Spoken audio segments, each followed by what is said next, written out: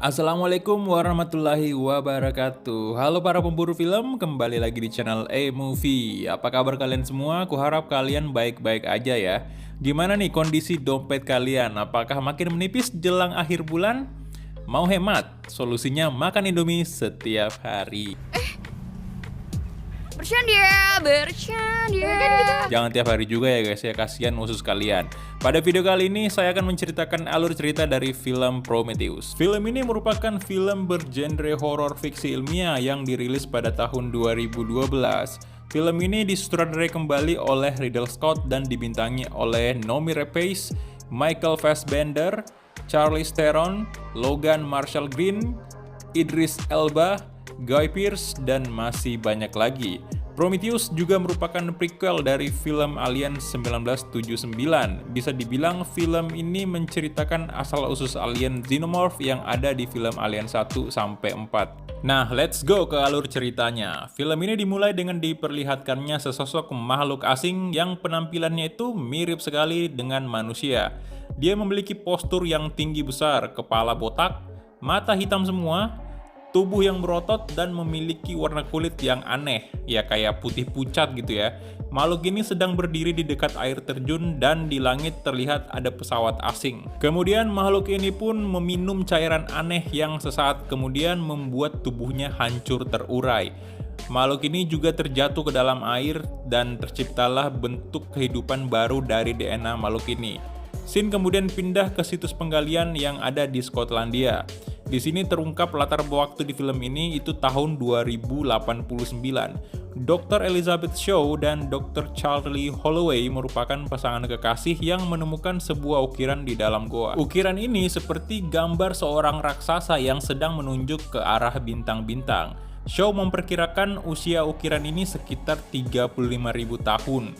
Shaw dan Charlie pun merasa senang, mereka mengira ukiran ini menjadi petunjuk agar mereka bisa bertemu dengan sosok raksasa yang ada di gambar. Shaw dan Charlie merupakan ilmuwan yang meneliti dan mencari tahu bagaimana proses penciptaan manusia di bumi. Siapa penciptanya? Apa alasan manusia diciptakan? Mereka juga ingin bertemu langsung dengan sang pencipta. Kita kemudian maju di tahun 2093, kita diperlihatkan sebuah pesawat luar angkasa bernama Prometheus yang sedang melakukan perjalanan ke suatu planet. Pesawat ini memiliki 17 kru dan ada satu android bernama David di dalamnya. Semua kru manusia tertidur di dalam hypersleep chamber selama perjalanan.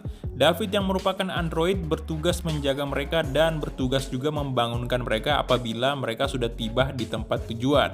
Shaw dan Charlie juga termasuk kru pesawat ini. Di dalam pesawat, David terlihat mempelajari berbagai bahasa kuno, kebudayaan kuno, manusia. Yang kayak gini nih yang bikin saya takut dengan AI. David juga melihat mimpi Shaw, di mana Shaw ini lagi bermimpi saat dirinya masih kecil, dia sedang camping bersama ayahnya. Kemudian ada segerombolan orang yang akan melakukan upacara kematian. Shaw kemudian bertanya ke ayahnya kemana orang-orang mati itu pergi, apa yang terjadi setelah mereka mati, mengapa kita tidak membantu mereka. Lalu ayahnya pun menjawab mereka tidak menginginkan bantuan kita, Tuhan mereka dan Tuhan kita berbeda. Agak berat sih memang pembahasan kayak gini, apalagi Shaw di sini masih bocil. Singkat cerita, Prometheus sudah mendekati planet tujuan. Para kru pun dibangunkan oleh David, tetapi ada satu orang bernama Vickers bangun lebih dulu dan langsung melakukan push up. Wow, strong woman niche. Vickers adalah salah satu petinggi di perusahaan Weyland dan dia adalah pemimpin dalam proyek ini. Shaw yang mungkin masih baru dalam perjalanan luar angkasa terbangun dan langsung muntah-muntah. Vickers kemudian mengumpulkan semua kru Prometheus untuk rapat di suatu ruangan. Vickers memperlihatkan dan memutar sebuah rekaman video hologram. Di dalam video tersebut, seorang pria tua bernama Peter Weyland menjelaskan kalau dirinya adalah orang yang memperkerjakan seluruh kru Prometheus dan dia merupakan pemimpin tertinggi di perusahaan Weyland. Peter menjelaskan kalau dia merekam video ini sebelum dia mati. Jadi jika kru Prometheus sudah menonton video ini, itu artinya Peter sudah lama mati dan kru Prometheus sudah sampai di planet tujuannya. Peter juga memperkenalkan android bernama David yang sangat mirip dengan anaknya dulu. Dari kata-kata Peter, saya mengambil kesimpulan kalau Peter ini pernah memiliki seorang anak laki-laki, tetapi anak itu sudah mati. Lalu Peter pun menciptakan android bernama David, yang memiliki rupa yang mirip dengan anaknya sendiri. Karena David itu android, Peter mengatakan kalau David takkan menua dan tak akan mati. Di sini sih saya udah mencium aroma rasa iri hati Peter kepada David. Mungkin Peter berpikir kayak gini, mengapa hasil ciptaan dia lebih kuat dibanding dia? Mengapa dia menua dan melemah lalu kemudian mati, sedangkan David ini akan hidup abadi? Saya rasa di real life pun kita sudah sering melihat dan mendengar betapa banyaknya manusia di luar sana yang menginginkan keabadian hingga rela melakukan hal-hal gila di luar nalar demi mencapai keabadian. Meski David bisa hidup abadi, tetapi Peter menjelaskan bahwa David ini juga punya satu kekurangan, yaitu David tidak memiliki jiwa seperti manusia. Peter juga mengatakan kalau dia menghabiskan seluruh hidupnya untuk menemukan jawaban dari mana manusia berasal, apa tujuan hidup manusia, apa yang terjadi saat manusia mati. Ya, ini sama dengan pertanyaan Shaw pada saat masih kecil kepada ayahnya. Shaw dan Charlie kemudian dipanggil untuk menjelaskan tujuan Prometheus kepada rekan-rekannya. Lalu pasangan kekasih itu pun mulai memperlihatkan bahwa mereka telah menemukan gambar arkeologi di seluruh bumi. Ada yang dari suku Maya, Mesir, Hawaii, dan masih banyak lagi. Terakhir di Skotlandia yang kita lihat di awal film. Charlie menjelaskan kalau ini adalah peradaban kuno yang terpisah berabad-abad lamanya. Jadi, bagaimana bisa semua gambar arkeologi yang terpisah itu memiliki kesamaan? Yaitu, semua merujuk kepada sosok raksasa yang menunjuk ke arah bintang dan raksasa itu dipuja oleh manusia. Dengan teknologi terkini, akhirnya manusia mampu menemukan sebuah planet yang mirip dengan sistem galaksi kita. Sebuah galaksi yang mempunyai matahari dan memiliki planet yang mirip dengan bumi. Nah, planet inilah yang mereka tuju. Shaw sangat yakin di planet ini mereka bisa menemukan jawaban tentang asal-usul manusia. Seolah tidak percaya, ada salah satu kru Prometheus bertanya, "Jadi kita di sini karena kalian menemukan sebuah map di goa?" Shaw kemudian menjelaskan kalau ini merupakan undangan dari makhluk yang mereka namai Engineers. Shaw percaya bahwa Engineers lah yang menciptakan manusia. Planet ini mereka namakan LV-223. Sesaat sebelum sampai di LV-223, Vicker kemudian mengajak David, Shaw, dan Charlie masuk ke ruangannya. Ternyata di ruangan Vicker ini sangatlah luas dan memiliki fasilitas yang lengkap. Salah satunya, ruangan ini bisa menampung kehidupan selama 2 tahun apabila terjadi hal yang tidak diinginkan. Ruangan ini rupanya sebuah sekoci pesawat pribadi. Shaw juga melihat sebuah mesin kapsul medis canggih yang bisa melakukan segala jenis operasi medis secara otomatis. Vicker lalu memerintahkan Shaw dan Charlie untuk mematuhi semua perintahnya, dan jika mereka menemukan makhluk yang disebut Engineers, mereka tidak boleh melakukan kontak dengannya. Mereka hanya boleh melaporkan temuannya terlebih dahulu kepada Vickers. Kapten pesawat bernama Janek menginstruksikan bahwa Prometheus akan segera memasuki atmosfer LV-223. Setelah masuk, udara di planet ini ternyata sangat beracun untuk dihirup oleh manusia. Pada awalnya mereka tidak melihat tanda-tanda kehidupan di planet ini, hingga tiba-tiba Charlie menemukan sebuah bangunan aneh. Charlie yakin tempat itu adalah tempat tujuannya. Dia juga meminta Prometheus untuk mendarat di dekat bangunan aneh itu dan segera mempersiapkan tim ekspedisi untuk segera memasuki tempat itu. Janek menjelaskan kalau sebentar lagi malam. Charlie yang tidak sabaran mengabaikan saran dari Janek. Mereka pun bergegas memasuki tempat itu. Sesampainya di sana, Fifield yang seorang ahli geologi menggunakan alat canggihnya untuk memetakan bangunan itu. Mereka kemudian menemukan suatu tempat yang katanya memiliki udara yang lebih bersih dibanding di bumi. Charlie dengan pedenya langsung melepaskan helm pelindungnya dan diikuti oleh kru lainnya. Setelah melepas helm, mereka melanjutkan penjelajahan. David menemukan tulisan aneh di dinding. Tulisan ini tidak bisa dibaca oleh seluruh kru kecuali David, karena David sudah mempelajari banyak tulisan dan bahasa. David lalu menekan tulisan itu satu persatu yang kemudian mengaktifkan semacam pemutaran video hologram yang terjadi di tempat itu. Bisa dibilang ini semacam video CCTV yang memperlihatkan suatu kejadian di tempat itu. Isi video itu menampilkan beberapa orang Engineers yang berlari ketakutan seperti dikejar sesuatu.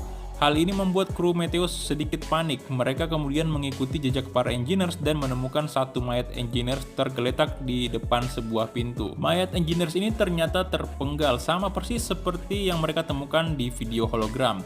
Mereka menduga kalau kepala Engineers ini ada di balik pintu karena video itu juga menunjukkan kalau Engineers ini mati terhimpit pintu.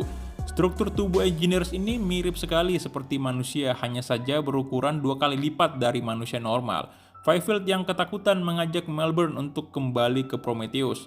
Shaw mengatakan kalau kematian Engineers ini sekitar 2000 tahun yang lalu. David yang bisa membaca tulisan pada dinding langsung membuka pintu itu tanpa perintah dari siapapun.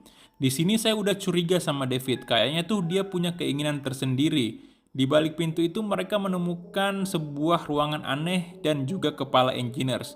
Di dalam ruangan itu terdapat banyak sekali sejenis tabung aneh yang berjajar rapih. Ada juga sebuah patung kepala manusia raksasa dan lukisan-lukisan aneh di dinding dan di langit-langit ruangan. Shaw dan Ford memutuskan untuk membawa kepala Engineers ke Prometheus untuk diteliti. David terlihat sangat tertarik dengan benda yang seperti tabung itu. Shaw dengan tegas melarang David untuk menyentuh apapun di sini. Charlie menemukan sebuah gambar makhluk yang kalau kita perhatikan itu bentuknya sangat mirip dengan Xenomorph. David yang sangat penasaran diam-diam mengabaikan perintah Shaw. Dia tetap mendekati tabung itu dan menyentuh cairan hitam yang mulai mencair. Shaw juga melihat cairan yang menempel pada langit-langit itu mulai mencair. Shaw menduga cairan itu mencair akibat kehadiran mereka yang mempengaruhi kelembaban udara di ruangan itu. Prometheus kemudian melaporkan akan ada badai silika. Janek lalu memerintahkan seluruh tim ekspedisi untuk segera kembali ke Prometheus karena badai ini bisa merusak pakaian pelindung mereka. Para kru pun bergegas meninggalkan bangunan itu. David ternyata diam-diam membawa salah satu tabung yang berisi cairan hitam aneh. Nah, mulai kelihatan nih tokoh villainnya. Mereka pun dikejar oleh badai silika. Sesaat sebelum sampai, kepala Engineers terjatuh, tetapi Shaw malah nekat mengambil kepala itu padahal badai udah di depan mata dan hasilnya dia terseret oleh badai. Charlie dengan cepat datang menolong Shaw, tetapi Charlie malah ikut terseret badai juga. Untung saja David datang dan berhasil menyelamatkan mereka berdua. Charlie sempat marah dengan tindakan Shaw yang nyaris membuat mereka terbunuh. Di sini juga Prometheus baru menyadari kalau Fifield dan Milburn tersesat karena mereka ternyata belum kembali ke pesawat. Janek kemudian menghubungi Fifield dan Milburn untuk menyuruh mereka tetap saja bertahan di tempat itu karena saat ini ada badai dan tidak mungkin mereka bisa menjemput Fifield dan Milburn. Dalam situasi seperti ini, dengan kesal Fifield pun menerima perintah Janek dan menyalahkan Shaw dan Charlie. Scene kemudian pindah ke ruangan medis di mana Shaw, Ford, dan David akan meneliti kepala Engineers. Vickers juga hadir dan mengawasi. Setelah disterilkan, mereka menyadari kalau kepala itu terbungkus oleh helm pelindung. David kemudian diperintahkan untuk membuka helm itu dan alangkah terkejutnya mereka melihat sosok wajah di balik helm tersebut. Sosok tersebut benar-benar mirip dengan manusia, bedanya hanya dari segi ukuran saja, warna kulit, dan dia tidak memiliki bulu sama persis seperti makhluk yang kita lihat di awal film tadi. Shaw kemudian melihat ada sel-sel baru di kepala makhluk ini. Kalau saya lihat, sel ini mirip seperti cairan hitam yang David temukan di salah satu tabung tadi. Shaw kemudian meminta Ford untuk menyetrum kepala Engineers dan tiba-tiba terjadi reaksi. Wajah Engineers bergerak, mata sempat terbuka dan mulutnya juga sempat ikut terbuka. Cairan hitam juga mengalir lebih cepat dari kepalanya. Karena panik, mereka kemudian memutuskan untuk memasukkan kepala itu ke dalam kotak kaca dan boom, kepala itu pun meledak. Shaw kemudian mengambil sampel kepala itu untuk diteliti. Shaw lalu mencocokkan DNA Engineers dengan DNA manusia dan hasilnya sangat cocok. Kita kemudian diperlihatkan David yang sedang berkomunikasi dengan seseorang tetapi masih belum jelas siapa orang itu. Vickers yang menyadari hal itu langsung menanyakan apa yang orang itu katakan kepada David. David awalnya menolak memberitahu Vickers, tetapi Vickers mengancam akan menemukan komponen yang akan membuat David tidak berfungsi lagi.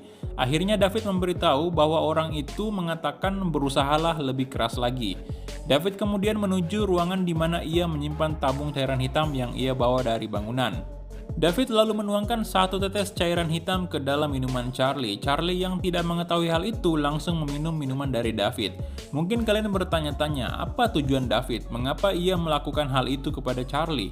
Saya pribadi berpendapat kalau David ini memiliki keinginan tersendiri. Dia sebenarnya tidak mematuhi perintah dari manusia manapun. David hanya berpura-pura mematuhi perintah agar ia tidak dicurigai. Kalau saya perhatikan, David ini sepertinya ingin menciptakan sesuatu layaknya manusia yang bisa menciptakan manusia buatan seperti dirinya.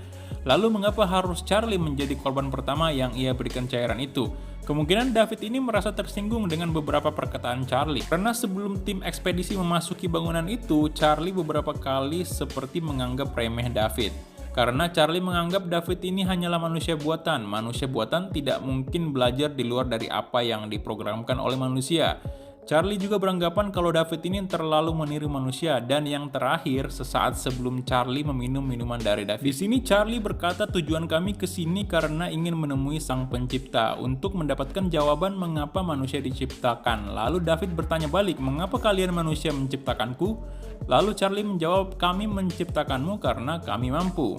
Lalu kita bisa melihat ekspresi David yang sedikit kesal. David lalu mengatakan, apakah kamu bisa membayangkan betapa kecewanya dirimu bila mendengar jawaban seperti itu dari pencipta? Charlie lalu tertawa dan mengatakan suatu anugerah bagi kalian manusia buatan karena tidak bisa merasakan rasa kecewa. Padahal seperti yang kita tahu nih, manusia buatan juga memiliki perasaan. Yang udah nonton film Alien 1-4 pasti bisa menyadari kalau perasaan manusia buatan ini sebenarnya ada di series ini.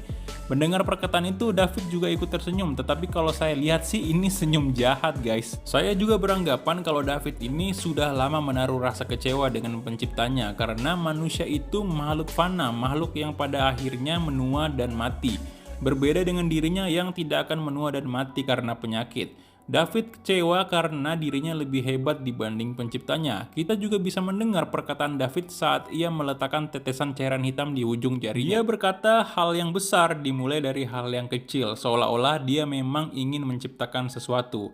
Scene kemudian pindah ke Fifield dan Milburn yang masih tersesat di bangunan aneh itu. Mereka terus berjalan menelusuri lorong dan menemukan tumpukan mayat engineers. Melihat kondisi mayat, sepertinya para engineers telah dibantai sesuatu. Di dalam pesawat, Yannick mendeteksi adanya makhluk hidup dari arah barat Fifield dan Milburn. Tetapi makhluk itu tiba-tiba menghilang dari radar. Mereka pun memutuskan untuk mengubah arah pencarian pintu keluar yang tadinya ke arah barat menjadi ke arah timur. Ternyata mereka kembali lagi nih ke tempat di mana pertama kali mereka menemukan satu mayat engineers yang terpenggal. Di dalam sana, cairan hitam aneh itu sudah sepenuhnya mencair yang membentuk genangan di sekitar tabung. Di dalam genangan itu mereka terkejut karena keluar suatu makhluk yang berwarna putih menyerupai ular. Saya rasa ini adalah makhluk sejenis cacing kecil yang kita lihat saat kru Prometheus pertama kali masuk di ruangan ini. Tetapi cacing ini berubah menjadi besar saat meminum atau terkena cairan hitam yang mencair. Milburn lalu melaporkan temuannya itu ke Prometheus, tetapi di pesawat semua orang sedang beristirahat dan tidak ada yang mendengar laporannya. Milburn kemudian dengan bodohnya mendekati makhluk itu karena dia menganggap makhluk itu sangatlah cantik. Dia juga percaya diri dengan pakaian pelindungnya, tetapi tiba-tiba makhluk itu menggigit dan melilit tangannya. Awalnya Milburn berusaha santai aja nih karena percaya dengan pakaiannya bisa melindunginya, tetapi lama-kelamaan lilitan makhluk itu semakin kuat dan berhasil mematahkan tangan dan juga merobek baju pelindung Milburn. Fifield yang berusaha menolong dengan cara memotong makhluk itu, tetapi tak disangka ternyata darah makhluk itu adalah cairan asam yang mirip dengan darah xenomorph. Darahnya pun mengenai Fifield tepat di helmnya dan menembus wajahnya. Lalu pagi hari pun tiba. Charlie terbangun dan merasakan ada yang aneh dengan tubuhnya. Dia juga merasakan ada seperti makhluk hidup yang bergerak di sekitar matanya. Yannick kemudian menginformasikan bahwa ia kehilangan kontak dengan Fifield dan juga Milburn. Mereka kemudian bergegas untuk masuk lagi ke bangunan itu dan menjemput dua rekannya. Yannick juga akan ikut menjemput Fifield dan Milburn. David kemudian menawarkan diri untuk melihat dan memperbaiki alat yang tadinya mendeteksi suatu kehidupan saat Fifield menemukan tumpukan mayat engineers. Tetapi sebenarnya David di sini punya tujuan lain. David pun berjalan terpisah dari rekan-rekannya. David berhasil menemukan ruangan baru. Di dalam ruangan itu ternyata ada banyak sekali tabung cairan hitam. Sepertinya ruangan itu merupakan ruang utama dari bangunan ini. Pada awalnya, Vickers masih bisa melihat semua yang dilihat David melalui kamera, tetapi David memutuskan untuk mematikan kamera itu.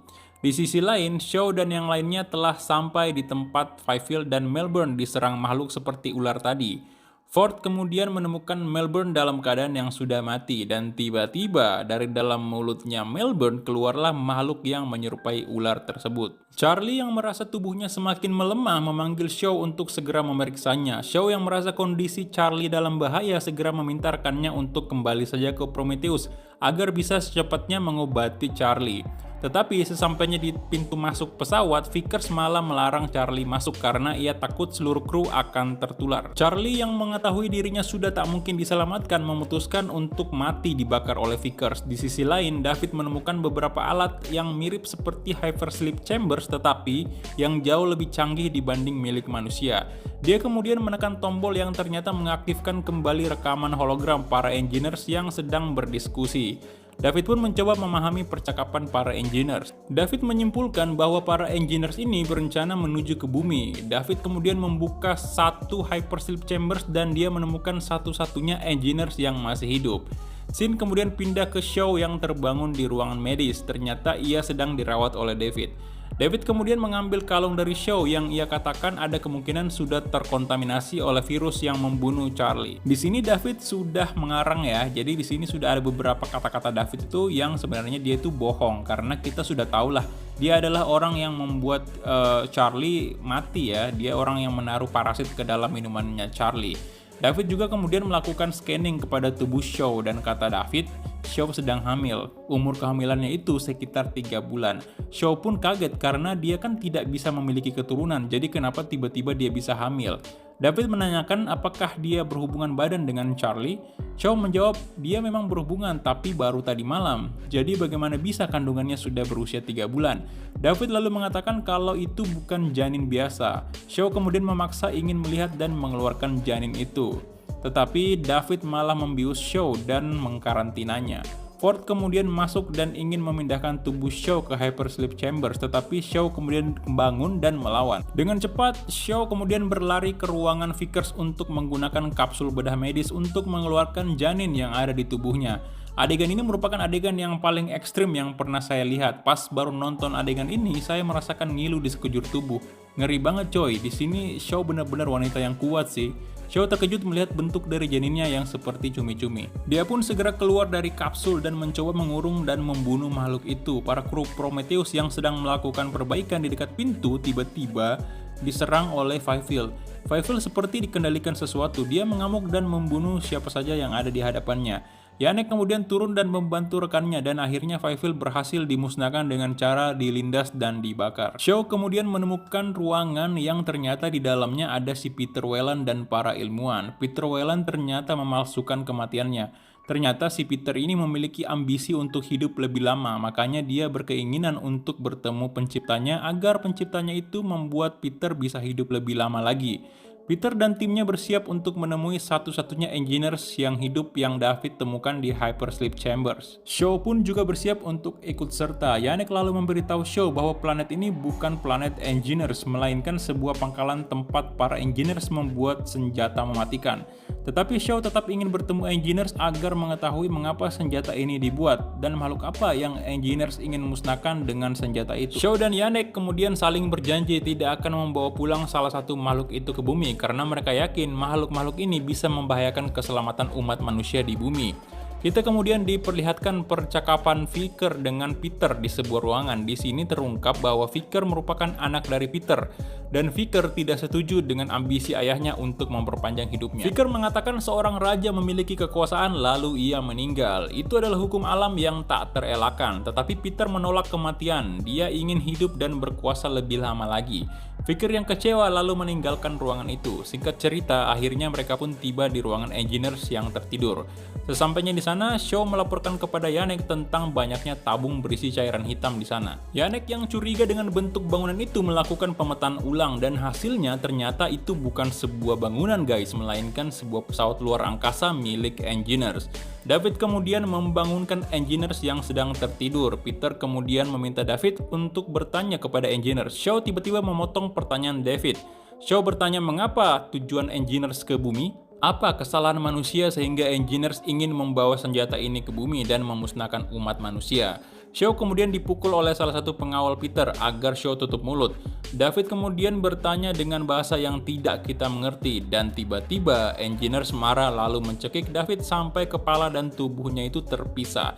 Peter juga tewas dibunuh oleh Engineers di sini. Shaw kemudian bergegas melarikan diri. Vickers yang melihat ayahnya mati memutuskan untuk kembali ke bumi. Engineers kemudian menyalakan pesawat dan berencana terbang ke bumi.